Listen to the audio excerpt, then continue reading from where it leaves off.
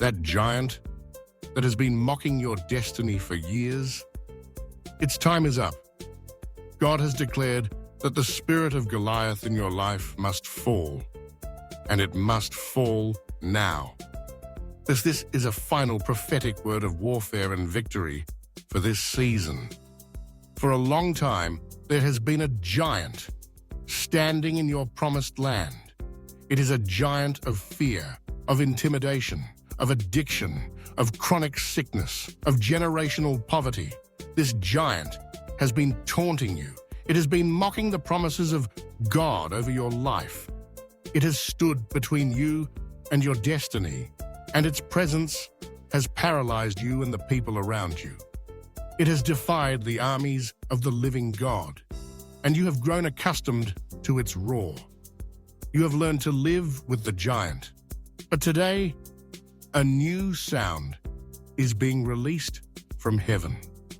It is a sound of holy indignation. It is a divine declaration. The season of the giant's reign is over. His time is up. The spirit of Goliath in your life must fall. The stakes are your inheritance and the reputation of your God. As long as the giant stands, you cannot possess your promised land. And as long as the giant stands, it is a reproach to the name of God. This is not just about your personal victory. It is about a public demonstration of the power of God over the forces of darkness. To be the David that slays this giant, you must adopt the 3 key mindsets that turned a shepherd boy into a giant slayer.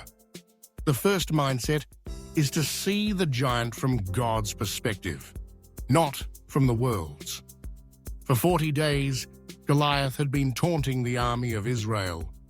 And for 40 days, the entire army, including King Saul, was dismayed and terrified. They saw the giant's height, the weight of his armor, the size of his spear. They were looking at the giant from an earthly perspective, and they were paralyzed by fear. But when the young shepherd boy, David, arrived on the scene, he saw something completely different. He did not see an invincible warrior. He saw an uncircumcised Philistine who was defying the armies of the living God. He saw the giant not in relation to his own strength, but in relation to the size of his God. This is the first and most critical shift you must make. You must stop looking at the size of your giant and start looking at the size of your God. Imagine you are looking at a huge mountain. If you are standing at its base, it is all you can see. It is overwhelming. But if you were to see it from a helicopter high above, the mountain would look small in the context of the vast landscape.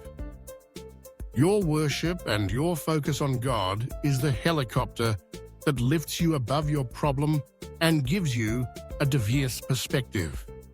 From heaven's vantage point, your giant is a grasshopper.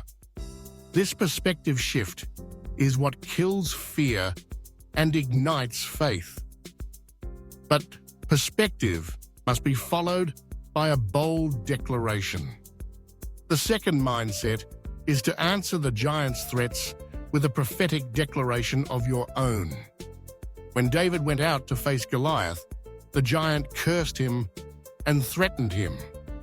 He said, "Come here and I'll give your flesh to the birds and the wild animals."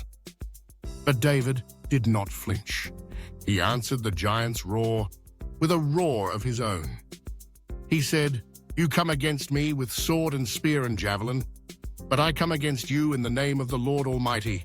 This day, the Lord will deliver you into my hands, and the whole world will know that there is a God in Israel." David prophesied his victory before he had even slung the stone. This is a powerful key. You must stop rehearsing the giant's threats and start declaring God's promises. You must answer the enemy's roar with the roar of the Lion of Judah. Your words of faith are not just positive thinking, they are spiritual weapons. They release the power of God into your situation and they sentence your giant to death. The feeling is that of a judge who is reading the verdict over a convicted criminal. Your prophetic declaration is the verdict from the courts of heaven. The giant's fate is sealed, and this leads to the final, decisive action. The third mindset is to run towards your battle, not away from it. The Bible says that as Goliath moved closer to attack him, David ran quickly toward the battle line to meet him. The entire army of Israel was running away from the giant. David was the only one running towards him. This is the posture of a giant slayer. Faith does not retreat. Faith advances. You must stop avoiding your giant. You must stop procrastinating. You must stop hoping that it will just go away. Today is the day to run towards your battle. It is the day to make the phone call, to have the confrontation, to start the treatment, to face your fear head on. Your forward momentum is an act of violent faith that the enemy cannot withstand. He is used to you running away. When you run towards him, in the name of the Lord, it confuses and terrifies him. The giant that has been intimidating you for years is about to fall, and it will fall hard, and its fall will release a new level of freedom and courage, not just for you, but for everyone who has been watching you. Your personal victory is about to become a corporate breakthrough. The time for tolerating your giant is over.